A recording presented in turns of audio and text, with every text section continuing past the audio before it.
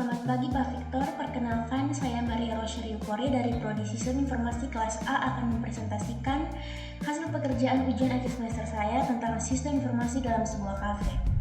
Yang pertama yaitu ada use case-nya. Sistem informasi ini terdiri dari 3 aktor yaitu pelanggan, pemilik, dan pegawai.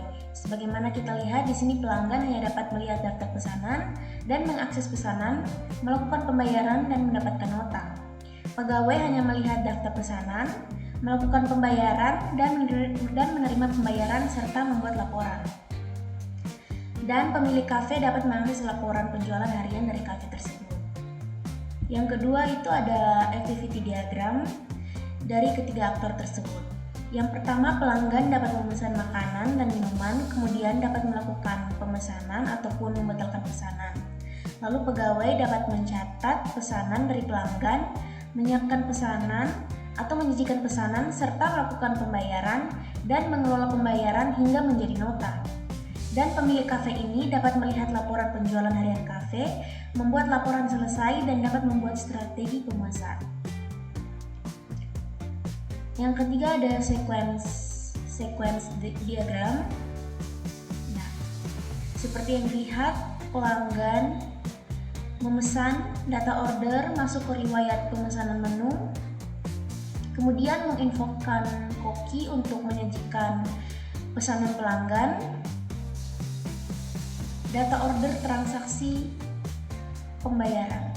Admin melihat pemesanan dari pelanggan, kemudian masuk ke riwayat pemesanan menu, data order transaksi pembayaran. Ya, kemudian admin juga menampilkan jumlah pembayaran, terus masuk ke transaksi pembayaran menjadi riwayat transaksi pembayaran, kemudian menampilkan laporan. Setelah menampilkan laporan, mencetak nota pembayaran, lalu menerima data laporan transaksi dan cetak laporan.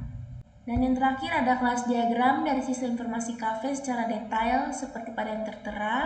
Yang pertama ada dari makan, terdapat ID makan, ID menu, nama makanan, harga, serta gambar dari makanan tersebut. Begitupun minuman, ID minum, ID menu, nama minuman, harga, dan gambar minuman tersebut.